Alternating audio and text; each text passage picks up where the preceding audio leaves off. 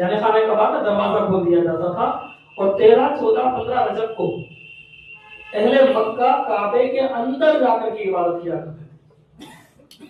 باقی اور دنوں تو کعبے کے باہر سے طواف ہوا کرتا تھا، لیکن 13، 14 اور 15 رجب کو دروازہ کعبۃ اللہ کھول دیا جاتا تھا اور لوگ کعبے کے اندر جا کر کے عبادت کیا کرتے تھے۔ اس میں خصوصی طور پر 13 رجب عورتوں کے لیے خاص دن تھا۔ خواتین 13 رجب کو مکہ المکرمہ کے اندر جو رہنے والی خواتین تھی وہ 13 رجب کو خانہ کعبہ کے اندر جاتی اور اندر بیٹھ کر عبادت کیا کرتی۔ ابو طالب کے گھر کے اندر 2 بیٹے حضرت عقیل اور حضرت جعفر طیار، ان کی ولادت ہو چکی تھی۔ حضور علیہ الصلوۃ والتسلیم کی عمر مبارک 30 سال کی ہو چکی تھی۔ جمعے کا دن تھا، 13 رجب الاول کا دن تھا۔ فاطمہ بنت اسد جو کہ بیوی ہیں ابو طالب کی، فاطمہ بنت اسد حاملہ تھی۔ اس حمل کی حالت کے اندر ہی کمزوری بہت زیادہ ہو چکی تھی۔ ڈر یہ تھا کہ کہیں ایسا نہ ہو آئندہ سال یہ موقع میسر آئے یا نہ آئے، لہذا آپ نے ارادہ کیا کہ میں خانہ کعبہ کے اندر جا کر کے عبادت کروں۔ آپ نے اپنے ایک سہیلی کو ساتھ لیا اور خانہ کعبہ کے اندر تشریف لے گئی۔ جب اندر پہنچی تھوڑی دیر ہی عبادت کو گزری تھی کہ آپ کو درد سے چالو ہو گیا۔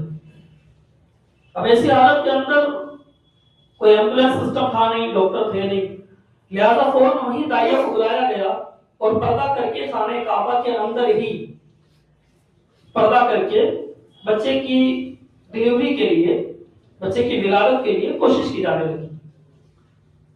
یہ بات بہت سارے لوگ اختلاف کرتے ہیں کہ یہ بات مضبوط نہیں ہے تاریخ کے اعتبار سے، اور دلائل جو بھی لیتا ہے وہ مستدرک للحاکم سے لیتا ہے۔ حضرت حکیم کی ولادت کا ذکر حدیث پاک میں موجود ہے مستدرک کے اندر ہی۔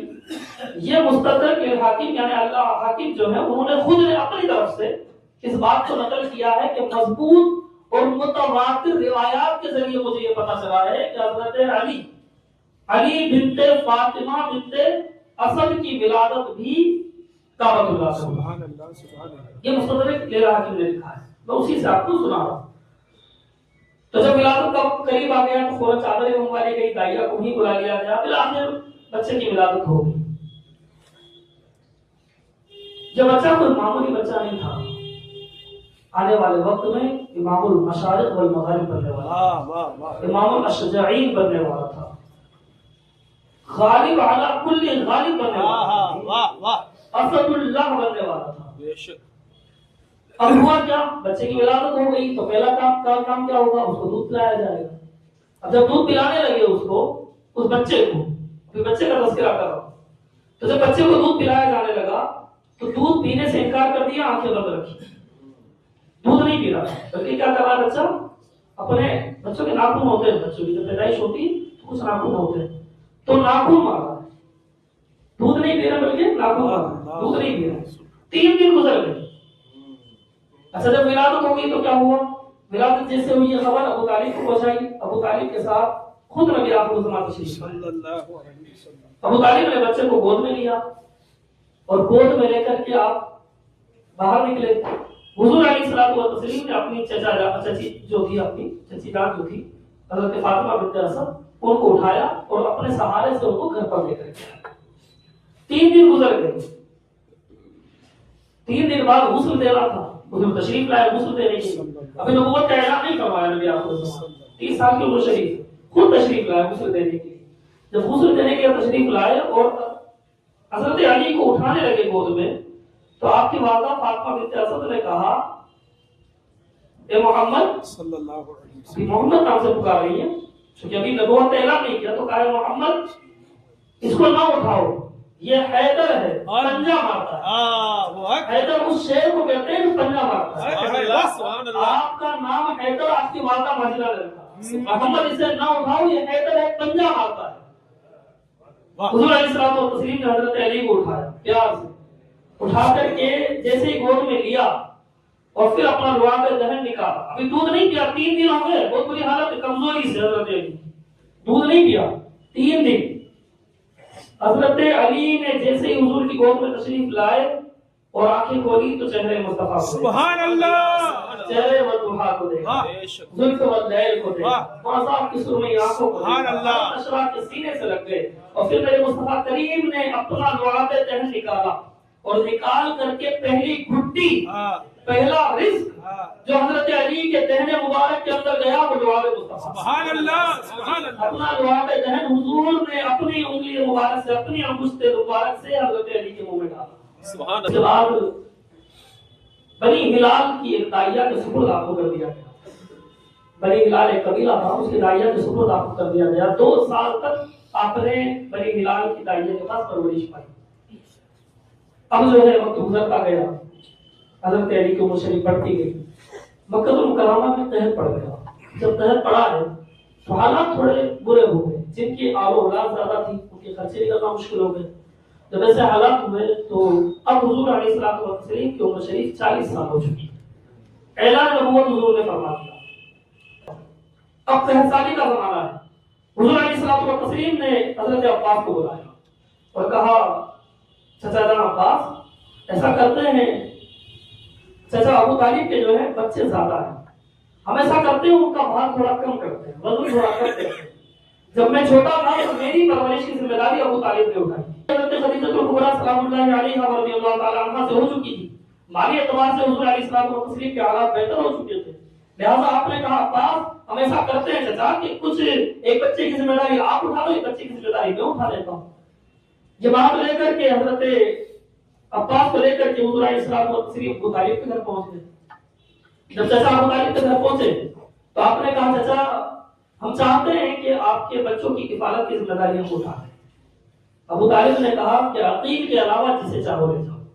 عقیل ابو طالب کو بڑے پیارے تھے، یہ عقیل وہی ہیں جن کے صاحبزادے کوفہ کے اندر حضور علیہ السلام کے پیارے نواسے حضرت امام حسین کے جانے سے پہلے تشریف لے گئے، جن کا نام مسلم بن عقیل، سبحان اللہ، یہ انہی عقیل کے شہزادے ہیں حضرت مسلم بن عقیل۔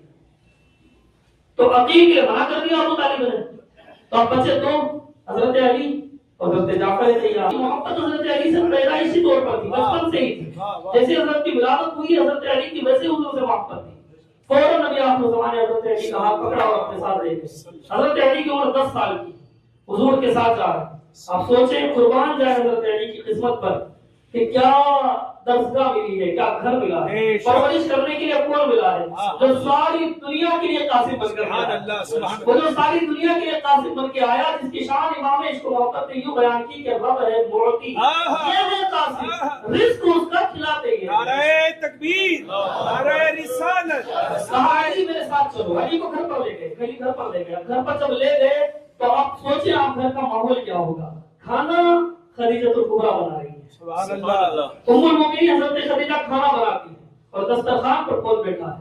دسترخوان پر ایک طرف سارے کائنات کا مرکز حقیقت بیٹھا ہے، ایک طرف خاتون جنت بیٹھی ہے اور ایک طرف مولا کائنات بیٹھے ہیں۔ اب کھانا تناول کیا جا رہا ہے، رات کا وقت ہو گیا، مصطفیٰ کریم نے مصلی بچھا دیا، حضرت خدیجہ کے ساتھ نماز پڑھنا شروع کر دی۔ حضرت علی نے پہلی مرتبہ نماز پڑھتے ہوئے دیکھا، علی نے جس عمل کو دیکھا وہ نماز تھی۔ جب نماز پڑھتے ہوئے دیکھا تو حضرت علی نے جیسے سلام پھیرا تو عرض کیا رسول اللہ یہ کیا چیز ہے؟ تو حضور نے فرمایا یہ ہمارا انداز عبادت ہے، طریقہ عبادت ہے، ہم اپنے رب کی، سچے رب کی عبادت اس طرح کیا کرتے ہیں۔ حضرت علی نے کہا حضور میں بھی نماز پڑھنا چاہتا ہوں۔ سبحان اللہ، حضور نے حضرت علی کو نماز پڑھنا خود سکھائی، خود نماز پڑھنا سکھائی۔ آپ سوچیں لوگ نماز پڑھتے ہیں جب عمر آتی ہے، لوگ نماز پڑھنا تب شروع کرتے ہیں جب عمر ہوتی ہے۔ علی نے اس وقت نماز شروع کی جب نماز شروع ہوئی تھی، ابھی نماز فرض نہیں ہوئی، نماز شروع ہوئی ہے۔ جب نماز شروع ہوئی ہے تو پہلا نمازی حضرت رسول اعظم تو امام ہیں، ان کی بات نہیں کر رہے، مردوں میں سب سے پہلا مقتدی نمازی مولا کائنات سبحان اللہ، حضرت علی نماز پڑھی، نماز پڑھ لی صاحب۔ اب جو ہے حضرت علی کی عمر شریف جو ہے بڑھتی جا رہی ہے، تقریباً 13 سال کی عمر شریف ہوئی۔ قرآن پاک کی آیت نازل ہوئی وَأَنذِرْ عَشِيرَتَكَ الْأَقْرَبِينَ، حضور کو حکم ہوا کہ اپنے قریبی رشتہ داروں کو جو ہے آپ ڈرائیے، اللہ کے خوف سے ڈرائیے، ایمان لانے کے لیے ترغیب دلائیے۔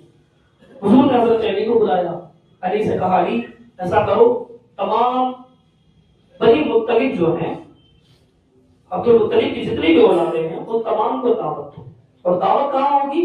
چچا ابو طالب کے گھر۔ اب کھانے کے لیے سب سے پہلی غذا جو دعوت کے طور پر حضور نے استعمال فرمائی کیا تھی؟ بکرے کے پائے تھے۔ سردیوں کا موسم ہے، پائے کے لوگ شوقین ہوتے ہیں، بکرے کے پائے پہلی جو دعوت تھی، بکرے کے پائے، اور ساتھ میں کچھ روٹیاں جو تھی، ایک ساتھ جو تھی، تھوڑی سی جو تھی، زیادہ نہیں، اس کو پیس کر کے آٹا بنا لیا گیا تھا، اور ایک پیالہ دودھ کا۔ یہ انتظام ہوا کیونکہ ابھی سالی سے نکلے ہی تھے تو زیادہ انتظام نہیں کر پائے، تو جو میسر آیا انہوں نے اکٹھا کر لیا، تو 4 پائے میسر آئے، تھوڑی سی گندم اور جو ملی تھی وہ میسر آئی، اور ایک پیالہ دودھ کا۔ یہ انتظام کر دیا گیا، دسترخوان سجا دیا گیا۔ حضرت علی نے جو ہے سب تمام لوگوں کو دعوت دی۔ 13 سال کا مبلغ، اسلام کا پہلا مبلغ، 13 سال کی عمر میں مکہ مکرمہ کے اندر گھر گھر جا کر کے کھانے کی دعوت دے رہا ہے، کھانے کی دعوت دے رہا ہے۔ کیوں؟ تاکہ لوگ کھانے کے لیے آئیں، پھر اسلام کو بتایا جائے۔ یہ لنگر کا اہتمام اسی طرح شروع ہوا۔ سبحان اللہ۔ اب آپ دیکھیں گے جب اولیاء ہمارے ہندوستان میں تشریف لائے، مزار پاک سے لے کر غریب نواز تک، اور غریب نواز سے لے کر کے صابر کلیری تک، جتنے بھی اولیاء تشریف لائے انہوں نے اپنی خانقاہوں کے یہاں پر لنگر خانے بنوائے۔ مقصد کیا تھا لنگر خانے بنوانے کا؟ کہ جب لوگ کھانا کھانے کے لیے آئیں گے تو ان کے سامنے اسلام کو پیش کیا جائے گا۔ لنگر کھانے ان غریب، مسکین، محتاج لوگوں کے لیے تھے جو دنیاوی اعتبار سے بھی غریب تھے اور دینی اعتبار سے بھی غریب تھے۔ دنیاوی اعتبار سے غریب تھے تو کھانا کھلایا، دینی اعتبار سے غریب تھے تو انہیں اسلام کا جام دلایا۔ حضور علیہ الصلوۃ والتسلیم نے پہلا لنگر فرمایا، 40 افراد پر دعوت کھانے والے لوگ آئے۔ اب جب 40 لوگ آ گئے، کھانا تھوڑا تھا، میرے مصطفیٰ کریم نے حضرت علی کو بلایا، فرمایا علی کھانا لے کر آؤ۔ جب کھانا لایا گیا، حضور نے اپنا دعا کے ذہن سارے کھانوں میں ملا، سبحان اللہ، سبحان اللہ، سارے کھانوں میں ملا دیا۔ کھانا میز پر سجا دیا گیا، دسترخوان پر سجا دیا گیا۔ تمام جو کھانے والے تھے 40 افراد وہ بیٹھ گئے، کھانا کھانا شروع کیا۔ وہ تھوڑا کھانا، حضرت علی فرماتے ہیں کہ وہ کھانا جو ایک کو کافی ہونا مشکل تھا وہ 40 افراد پر مکمل ہو۔ سبحان اللہ۔ اور اتنا اس کے باوجود بھی بچ گیا۔ حضور نے فرمایا پہلے ان کے سامنے سالن اور روٹی پیش کر دو۔ جب سالن اور روٹی کھا چکے تو پھر دودھ کا پیالہ لایا گیا۔ حضور علیہ الصلوۃ والتسلیم نے دودھ کا پیالہ لیا، پہلے خود پیا، پھر ان 40 کو پلایا۔ پہلے خود پیا، پھر ان 40 کو پلایا۔ وہ ایک پیالہ جو ایک کے لیے نہ کافی تھا، وہ 40 افراد پی کر کے بھی بچ گیا۔ سبحان اللہ، سبحان اللہ۔ اب حضور کچھ کہنے لگے، جب کچھ کہنے کے لیے کھڑے ہوئے تبلیغ کے لیے تو ابو لہب کھڑا ہو گیا اور کہا اس کی بات نہیں سننا، تم نے دیکھا نہیں کتنا بڑا جادوگر ہے، تھوڑے سے کھانے کو تم سب کو کھلا دیا پھر بھی کھانا بچ گیا، یہ بڑا جادوگر ہے، اس کی بات نہیں سننا، چلو چلو چلو۔ ایسے کر کے وہاں فتنہ پھیلایا اور فتنہ پھیلا کے تمام لوگوں کو اٹھا کر کے دے۔ اللہ اکبر۔ حضور پر بڑا تکلیف اور بات گزرا کہ میں نے اہتمام کیا تھا، یہ لوگ آئے تھے لیکن ابو لہب نے بات نہیں سنتے دی۔ اگلے دن پھر سے ایک چیز ہوئی، ابو طالب حضرت رسول اکرم علیہ الصلوۃ والسلام نے حضرت علی کو پھر فرمایا علی پھر تیاری کرو۔ حضرت علی نے پھر تیاری کی، پھر دعوت دی گئی، پھر لوگ آئے، پھر ابو لہب نے تیسرا طریقہ اپنایا، بات نہیں سنتے دی۔ اب تیسرا دن آیا، جب تیسرا دن آیا سب لوگ کھانا کھا چکے، تو جیسے ہی حضور تبلیغ کے لیے کھڑے ہوئے، ابو لہب پھر سے کھڑا ہوا۔ جیسے ہی کھڑا ہوا، برائے کائنات کے والد ابو طالب کھڑے ہو گئے اور تلوار نکالی اور نکال کر کے ابو لہب سے کہا اجلس یا احمق، ایک گدھے بیٹھ جا۔ سبحان اللہ۔ اور پھر اپنے بھتیجے حضرت محمد نبی آخر الزمان کی طرف رخ کرا اور فرمایا یا ابنی قل ما شئت، اے محمد کہو جو تم چاہو۔ صلی اللہ علیہ وسلم۔ پھر حضور نے اپنا پہلی دعوت، پہلی تبلیغ اپنے خاندان والوں کی طرف پیش کی۔ سبحان اللہ۔ لیکن خاندان والے کہاں مانتے ہیں اور وہاں سے سن کر کے چلے گئے۔ بالآخر ملائکہ کائنات نے جب حضور علیہ الصلوۃ والتسلیم نے اپنی تبلیغ کی باتیں پیش کی، اس کو بیان کرنے کا جو مقصد تھا، حضور نے جب اپنی باتیں پیش کی تو لوگوں نے جو ہے کوئی جواب نہیں دیا، تو حضرت علی نے جب دیکھا کہ کوئی جواب نہیں دے رہا ہے تو حضور علیہ الصلوۃ والتسلیم کی باتوں کو سن کر کے حضرت علی کھڑے ہوئے اور کہا حضور میں مانتا ہوں آپ جو کہتے ہو، میں محافظ بنوں گا، جہاں چاہے مجھے لے چلو، آپ کے راستے پر قربان ہونے کے لیے میں تیار ہوں۔ تو حضور نے فرمایا لوگوں، اے میرے خاندان والوں، مجھے ویسے مانو جیسے علی مانتا ہے۔ سبحان اللہ، بہت خوب۔ مجھے ویسے مانو جیسے علی مانتا ہے۔ اور یہی بات تھی جو قرآن پاک کے اندر بات رب الجلال نے فرمائی کہ لوگوں اگر تمہیں ایمان لاتا ہے فَإِنْ آمَنُوا بِمِثْلِ مَا آمَنْتُمْ، لوگوں ایمان ویسے لاؤ جیسے اصحاب مصطفیٰ، سبحان اللہ۔ حضور کے صحابہ لاتے۔